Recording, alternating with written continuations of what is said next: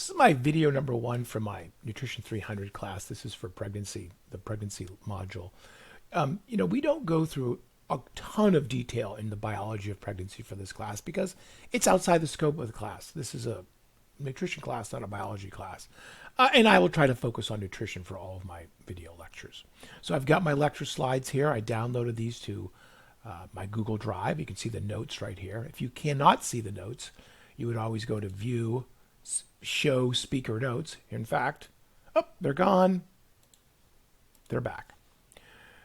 So when we talk about pregnancy in terms of nutrition, you got to think that if you're planning to become pregnant or have a child, you're not the majority or minority. That's about half the pregnancy. So not as many folks plan their pregnancy down to trying to conceive or having IVF treatment at a certain time and place, right? And then you plan on becoming pregnant at a certain time and place. And so everything's arranged with work, with your life, with family.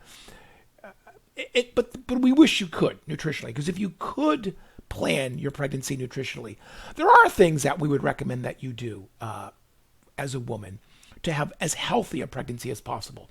Actually, I really should use the word uneventful, because that's really what you want, is an uneventful pregnancy. Do you want to win the lottery during pregnancy? Probably not. I mean, you want to win the lottery, but it's a lot of stress. Why would you want to have that kind of emotional stress during pregnancy? So really uneventful, a very just routine pregnancy. There was no problems, no sickness, no lottery, no nothing, right? If you can plan for a pregnancy, trying to get to a healthy weight, we know that women who are overweight or underweight may have health conditions themselves during pregnancy. We know that overweight moms are at risk of having an overweight child at birth. Underweight moms are at risk of having an underweight child at birth. So getting to a healthy weight. We know eating healthy, stopping things like cigarette smoking or using drugs or alcohol, that'll improve fertility.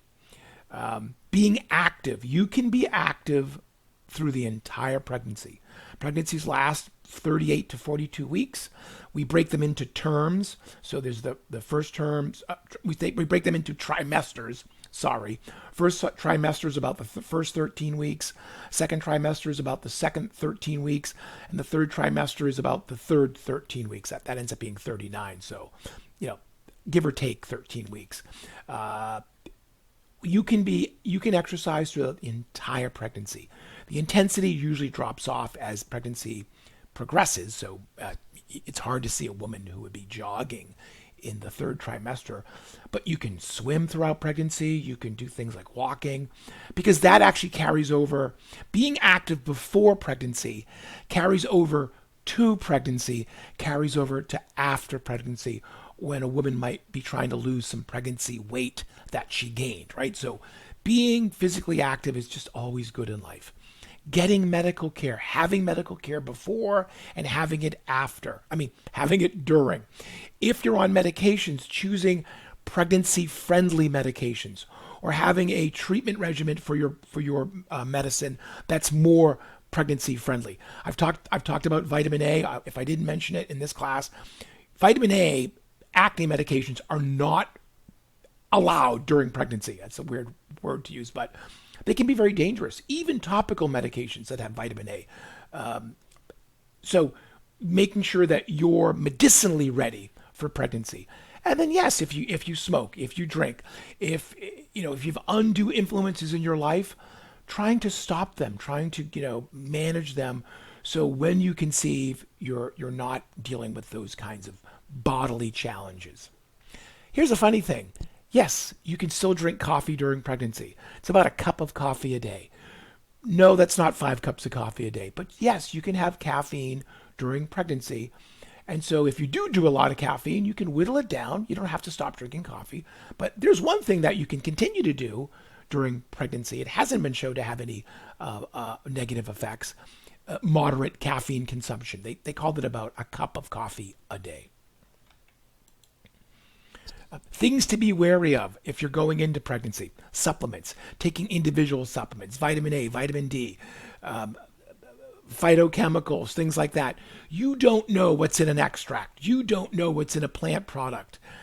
Be careful. Sugar substitutes, like maybe fake sugar. Look, they wouldn't be on the American market if they were dangerous, but if you can avoid them, why shouldn't you? Why not? And the same goes to things like raw fish, unpasteurized products, raw sprouts, undercooked meats, deli meats, things that are cured. It's not that you'll get an infection from those foods, or I should say, the fetus would. If you did get food poisoning, that contributes to dehydration. And that's what we worry about during pregnancy. Most food poisoning is not lethal. Most food poisoning is going to last 2 or 3 days, maybe longer. But it's the dehydration concern. So, and that's the big concern for things that are like undercooked or raw or cured. Okay, we'll stop there.